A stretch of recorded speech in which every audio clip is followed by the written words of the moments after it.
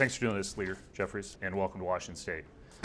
You're here to talk about health care, obviously. The Hill had reported that House Democrats are likely to reject the Republican funding package that keeps spending largely at the same level. Is that true? From our standpoint, we're willing to reach a bipartisan spending agreement that protects the health care of the American people. Anything short of that is unacceptable. But Democrats obviously have no power to block it if the GOP stands firm. So how are you going to stop this bill?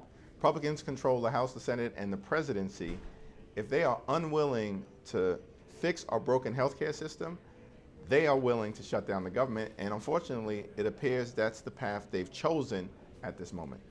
You know, there are voters who have heard these claims before that rural hospitals are going to close, that there's going to be an issue here in Washington State. I talked with one hospital when the bill was first passed that in Mason County that said we're going to be fine, at least in the short term. So people have not seen it. We haven't seen it here in Washington State. So how can these claims be true? Well, premiums, copays, and deductibles are going to dramatically increase for millions of people all across the country, including folks here in Washington, in a matter of weeks. And that will be a very real impact that people will feel, particularly given an environment where the high cost of living is already too high here in the United States of America. Hospitals, nursing homes, and community-based health clinics will close, and that is already happening in certain parts of the country, including, as announced this week, in Minnesota and in Virginia. So what happens here at the end of the month? Well, we're going to continue to work hard to fix this broken healthcare system and are hopeful that just a handful of Republicans are willing to join us in getting that done. As you know, there's been a lot of news in the last 48 hours, and there was an arrest in the Charlie Kirk killing. This morning, back on Wednesday, you said it's going to require leadership to bring the American people together as opposed to further divide us. This morning, the president was on Fox and was asked, how do we fix this country? And he replied, quote, I couldn't care less. So I ask you the same question. How do we fix this country? Yeah, that statement speaks for itself in terms of the absence of leadership coming from the White House at this moment. And it really is a tragedy. In moments of crisis, we've seen President George W. Bush, President Barack Obama, President Joe Biden respond in a much different way that is designed to lift people up as opposed to further dividing us. And it certainly is the expectation of every single American that will see that kind of leadership from Donald Trump. On the future, the Washington Post recently wrote a story about your efforts to bring people together within the Democratic Party. Their opening lead in that story was that you are engaged in a major effort to redefine what his unpopular party stands for and readying a new Democratic agenda intended to turbocharge efforts to recapture the House in 2026 and make him Speaker. It's a lead to a story, but what is the Democratic Party's message right now? Well, under the leadership of Susan DelBene, we are going to win back control of the United States House of Representatives next year, and that's urgently necessary so we can actually revive the American dream, lift people up, as opposed to being in a country that is literally falling apart before our very eyes under Republican domination of the federal government. Democrats recognize that this all-out assault that we've seen on the economy, on healthcare, and on the American way of life is unacceptable and un-American. And our message to the American people is simple. You deserve better. We're going to work hard to lower the high cost of living. We're going to work hard to fix our broken healthcare system. And we're going to work hard to clean up corruption in Washington, D.C. so we actually have a government that works for everyday Americans, as opposed to folks who are in government right now who are simply working for the wealthy, the well-off, and the well-connected.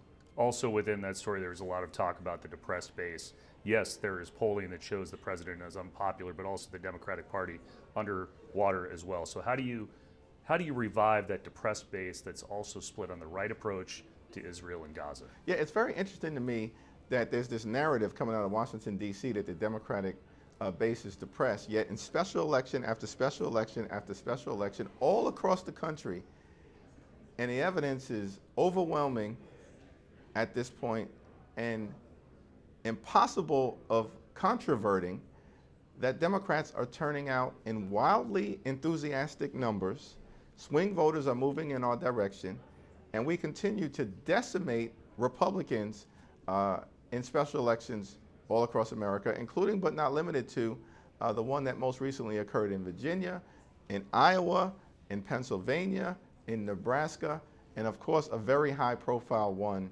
in Wisconsin when we flipped or won the Wisconsin State Supreme Court seat, notwithstanding Elon Musk spending $25 million against us. So how do you argue against the idea that the country is headed in the wrong direction when the stock market's in a boom cycle, had a great day yesterday, despite the recent jobs report, despite all the tariff uncertainty, 401ks, retirement funds going up when that happens? How do you argue against the idea that the country's headed in the wrong direction? The overwhelming majority of the American people cannot afford to live comfortably in this country. When you work hard and play by the rules, you should be able to afford to live the good life. Good paying job, good housing, good health care, good education for your children, and a good retirement. And the majority of Americans believe at this moment right now that the country is heading in the wrong direction. Democrats don't have to convince the American people of something that they already believe. And everybody understands that because they know that the cost of living is too high. Donald Trump and Republicans promised to lower the high cost of living on day one. Costs aren't going down, they're going up. And young people feel as though they're not in a position to be able to get ahead in the way that their parents or grandparents were able to. And that's another reason why there's so much frustration at the status quo in this country and why it's going to be critically important for Democrats to take back control of the House next November. And here's my last question about that is there's been so much talk about redistricting. We know it's been discussed in Texas. We know it's been discussed in California, in Missouri. There is talk that you're going around the country gauging interest in some sort of redistricting effort. Are we going to expect that here in Washington State? Well, I'll defer to Governor Ferguson and the members of the congressional delegation in terms of what is or is not possible here in Washington.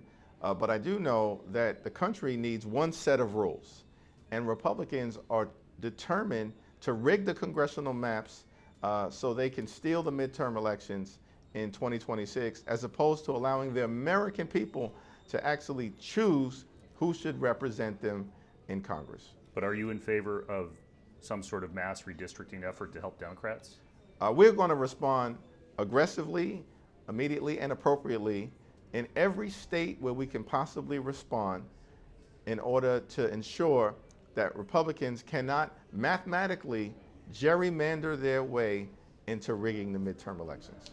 My very last question, since I know you're short on time. Yeah. You could go anywhere in the country to deliver this healthcare message. You could go to any congressional district to deliver this healthcare message. Why come to Western Washington? Why come to Bellevue? Why come to Congresswoman Delbenny's district to deliver this message? Well, Susan Delbenny has been a great leader on this issue. She's one of the champions of addressing affordability in the United States of America. She works hard for the people of Bellevue and her congressional district, but works hard for the people of this country as she is a national leader. I'm going to continue to travel the country. I'll be in San Francisco tomorrow, Los Angeles the following day, was in the middle of the country, including in Illinois last week. And we will take this message anywhere and everywhere because the stakes are so high, and every American, whether you're a Democrat or a Republican, is at risk of suffering from the continued Republican assault on the economy, including but not limited to as a result of these reckless tariffs, and the continued assault on the health care of the American people. Leader Jeffries, I appreciate it. Thank you.